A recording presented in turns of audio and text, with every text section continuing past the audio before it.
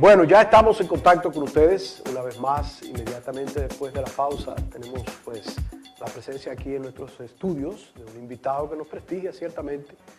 Creo que es la segunda vez, probablemente no se recuerda, pero creo que es la segunda vez que lo entrevistamos en nuestro espacio, porque ya en otro espacio hemos estado, hace unos días estuvimos juntos ya en otro espacio, en el espacio Domingo Interactivo, pero qué bueno tener la oportunidad, reitero una vez más, de compartir una vez más, valga la redundancia aquí, en nuestro espacio. Ex juez de la Cámara Civil y Comercial, ex juez también de la Junta Central Electoral, ex consultor jurídico del CEA, entre otras cosas. Está con nosotros el magistrado Genaro Silvestre Scroggin. Bienvenido.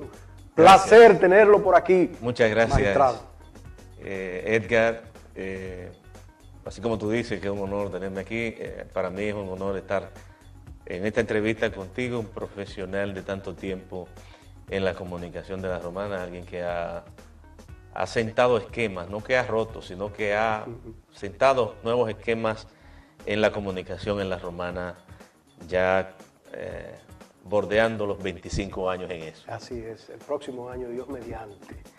Magistrado, con ustedes son muchos los temas que se pueden tratar, pero como dicen, a propósito de lo que se está aconteciendo en el país en este momento y de lo que vivimos, no es menos importante su presencia para aprovechar y que nos dé así una breve pincelada, nos diga o nos dé su impresión de la escogencia de los nuevos jueces de las altas cortes, el proceso, cómo va todo esto, ya sí, un poco más adelantado.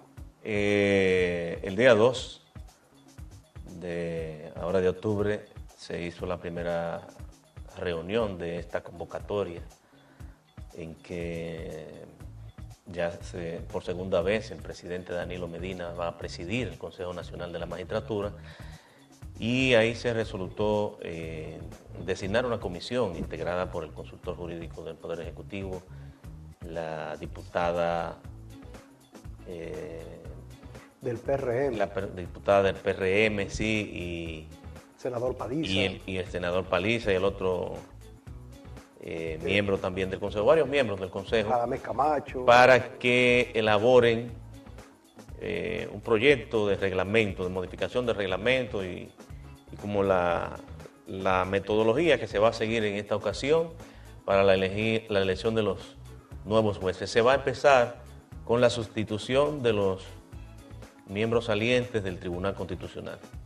Hay varios miembros, hay unos 4 miembros del Tribunal Constitucional, salvo que alguno decida ahora aprovechar la coyuntura para pedir que lo sustituyan, que lo pensionen o algo así.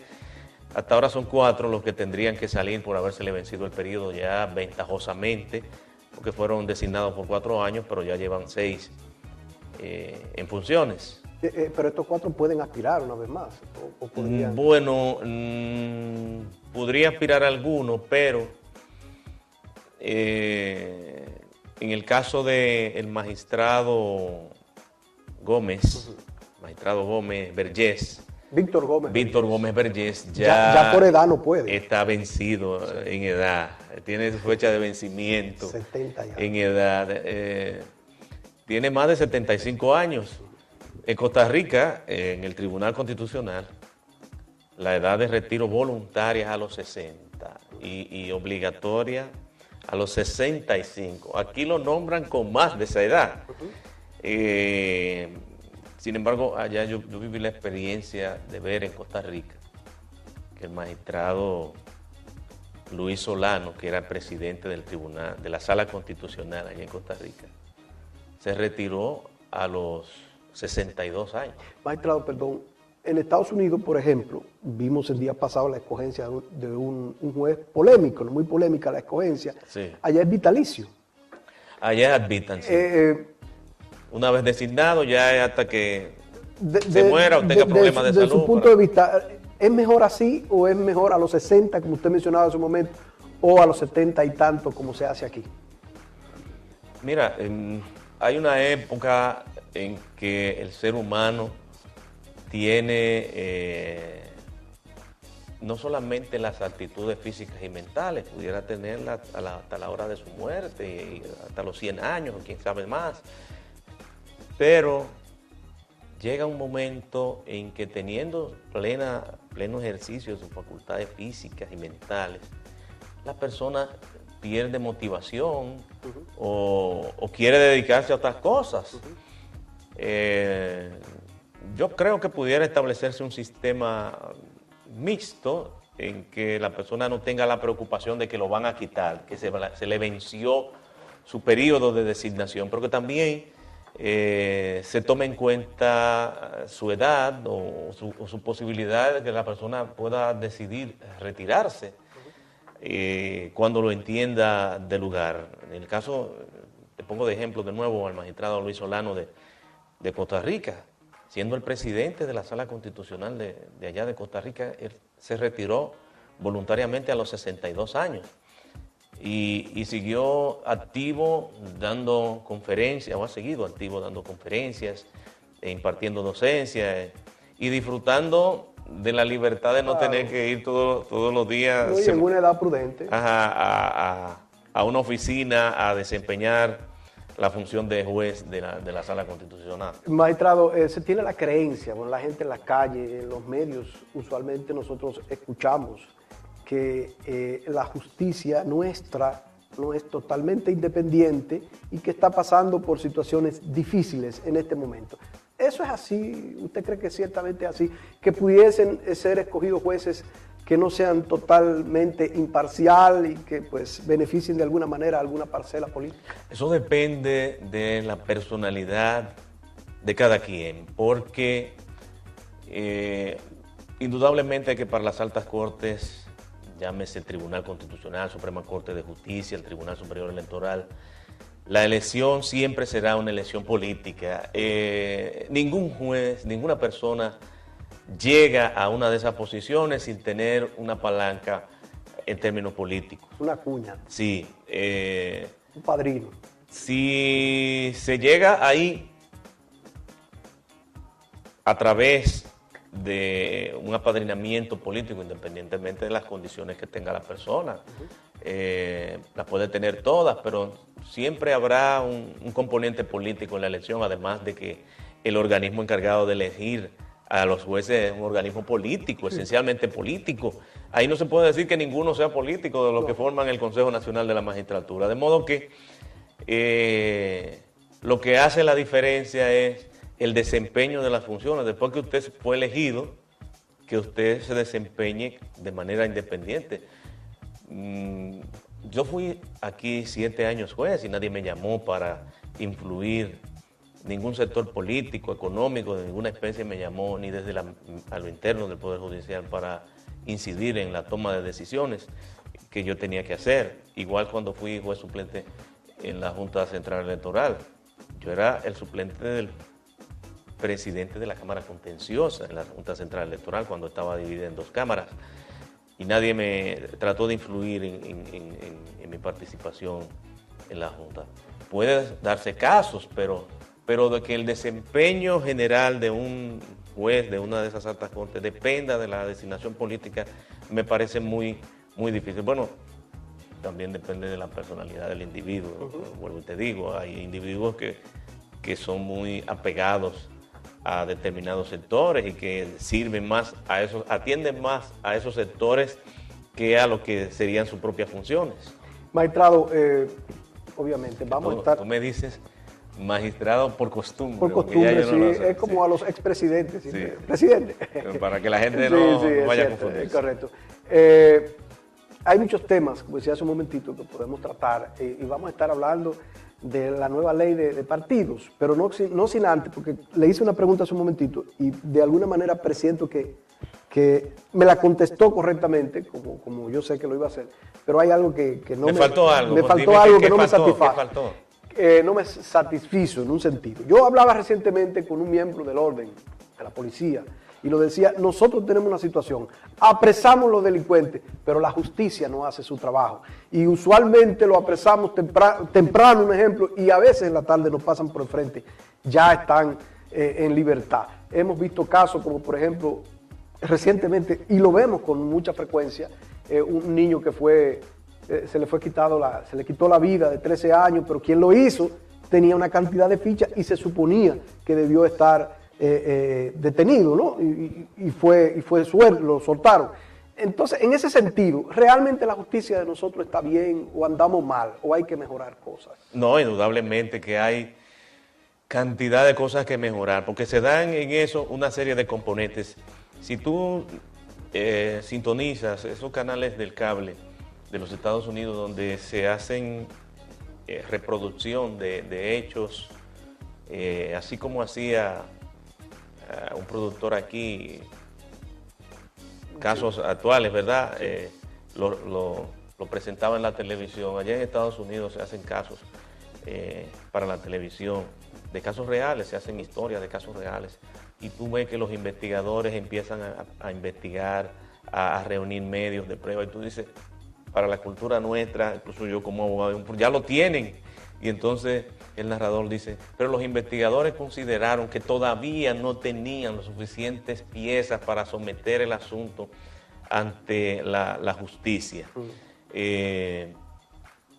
Pasa eso, que los investigadores aquí se adelantan a veces y no aportan con el sometimiento, no aportan los elementos suficientes para sustentar una acusación ante los tribunales, y el juez pues no le queda otra alternativa que soltarlos. Además, la ley tiene la prisión preventiva como la última opción. Y muchas veces el juez no aplica la prisión preventiva, sino que aplica otros medios alternativos. Lo ves en la calle, pero no significa que está absuelto. Está con medidas de coerción que tiene que reportarse periódicamente a la fiscalía o al tribunal, o que está impedido de salir del país, o que está bajo arresto domiciliario. Lo ves en su casa, pero está con una medida. No significa que fue descargado. Ese es un aspecto, ¿verdad? La gente lo ve en la calle, piensa que lo descargaron, pero no está descargado. Ahora, lo que pasa es que a veces se olvidan en la misma justicia, no le dan seguimiento a los casos, entonces las personas están en libertad y el caso no se le da curso. Eso depende más que nada de los ministerios públicos, no de los jueces, porque el ministerio público es el que apodera a los tribunales, es el que presenta la acusación.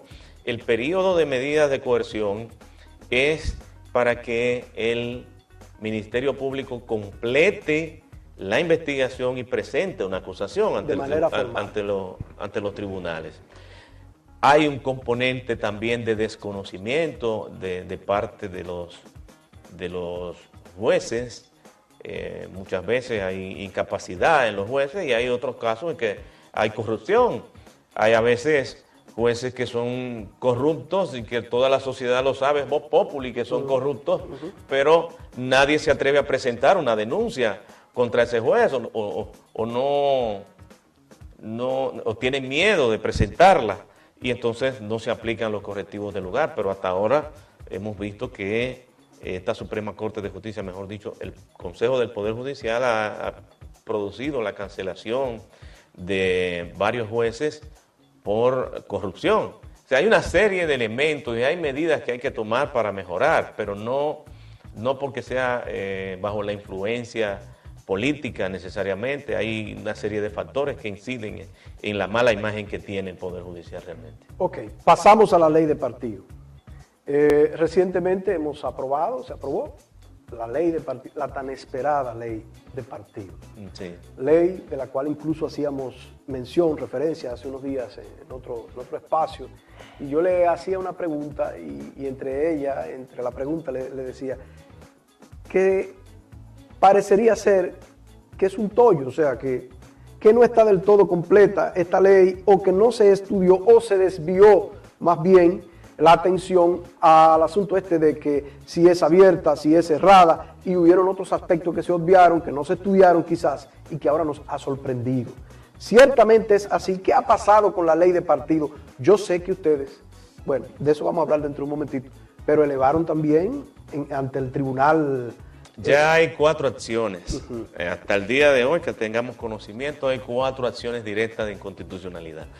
La ley de partidos, la ley 33-18, fue el resultado de alrededor de 20 años de discusiones en el Congreso. Debe haberse elaborado varias veces un proyecto para eso. Era un clamor de la sociedad civil, no sé si de los partidos, porque también de los partidos se decía, no sé si sería sincero, pero también los partidos aspiraban supuestamente a tener una, en la oposición, una ley de partidos, precisamente, sí. Se aprobó finalmente, se convirtió en ley el 13 de agosto. No sé si el signo del 13, de aquella cuestión aquella del 13, cábala. Sí. Pero el caso es que la ley, después que se aprobó y fue promulgada por el presidente de la República el día 15 de agosto, empezó entonces la discusión fuera del Congreso respecto de algunos aspectos que se consideran inconstitucionales en la ley. Se habla de la cuestión de la afiliación y desafiliación, las causas de desafiliación, se habla de las prohibiciones que tiene la ley respecto de la transmisión de informaciones que puedan afectar la imagen de candidatos. Esto a través de lo sanciona, sí, lo sanciona con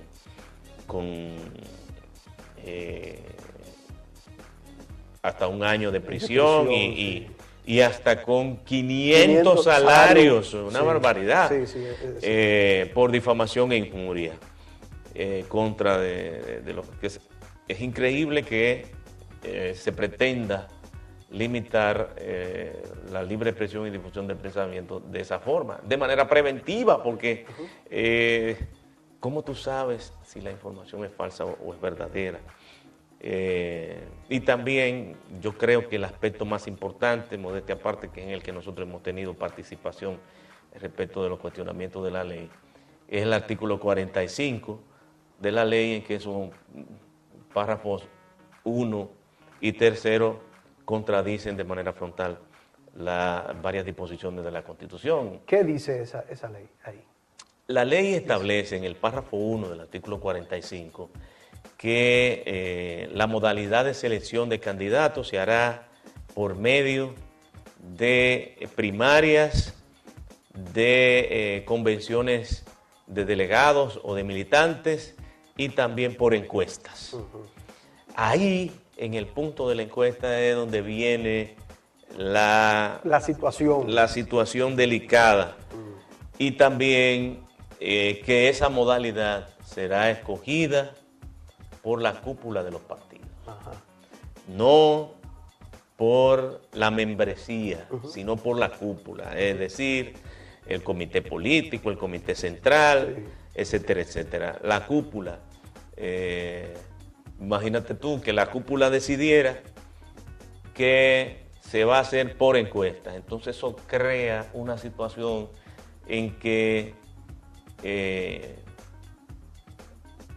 habría una gran inseguridad por parte de los miembros de ese partido, cuando a la hora de querer aspirar va a depender además, de qué encuestadora seleccione la cúpula. Y si es manejada esa encuestadora. Perfecto.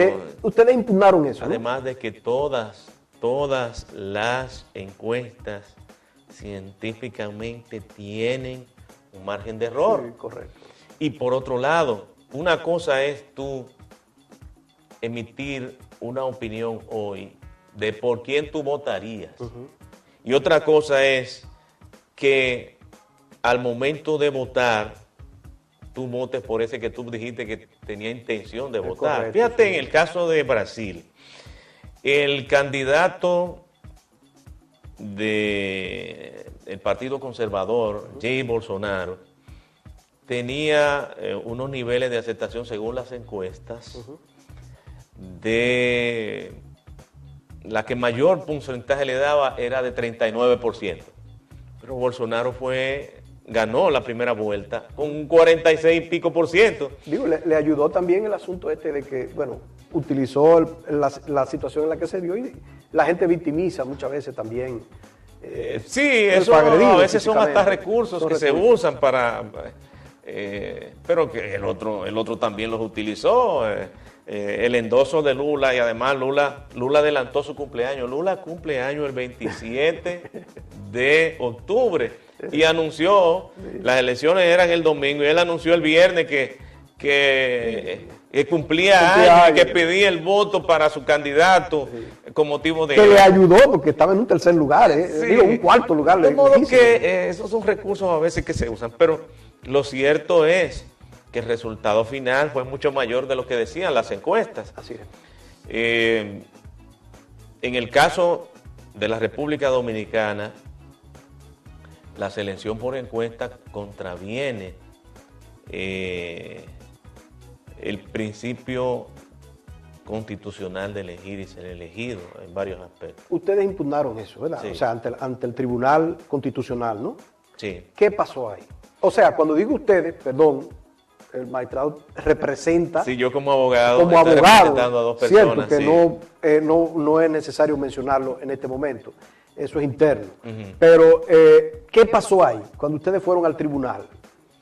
No, nada, porque en el Tribunal Constitucional lo que se hace en principio en la Secretaría es que reciben la instancia a través de la cual se invoca la inconstitucionalidad de la ley, se presenta la acción directa de inconstitucionalidad y los documentos en que uno sustenta eso. Eso entonces se le notifica por el Tribunal Constitucional, no por la parte interesada, se le notifica a el presidente de la República a través del Procurador General de la República y también tanto al presidente de la Cámara de Diputados como al presidente del Senado, para que fijen una posición respecto de la acción de que se trate. No sabemos hasta ahora si se le ha notificado, pero eso está en curso, es un trámite que se hace de manera interna en el Tribunal Constitucional. Mientras tanto, tenemos que esperar que dentro de un ¿No plazo se le razonable... notifica a los presidentes de partidos, secretarios de los partidos? No, porque ellos no tienen incidencia en la aprobación de la ley, se le notifica a los que tienen incidencia en la aprobación de la ley. Ya. En este caso, el presidente de la República, que es el que la promulga, y los presidentes de las dos cámaras congresuales, que son los que aprueban Sí. en el Congreso las leyes. Se les notificará a ellos y ellos oportunamente presentarán una instancia contestando la nuestra, fijando una posición al respecto. Pero creo que por las violaciones que contiene esa disposición de la ley, pues el tribunal oportunamente tendrá que declararla inconstitucional. Ya, eso es lo que esperan ustedes. Sí. Ciertamente, ¿no? Esas son nuestras expectativas. De no ser así, ¿cuál sería el segundo paso? Bueno, de no declararse inconstitucional, pues no tenemos de otra, no tenemos para dónde coger, acatar lo que diga el Tribunal Constitucional y esperar que en una coyuntura distinta a la de ahora, el Congreso se aboque a modificar esas partes de la ley. Ya que, como decía hace un momentito, son varios artículos realmente dentro de la ley de partido que parecería ser que no se está muy de acuerdo con ellos, ¿no? Y que Sí. la gente... Digo, a mí particularmente me gusta mucho el del transfugismo.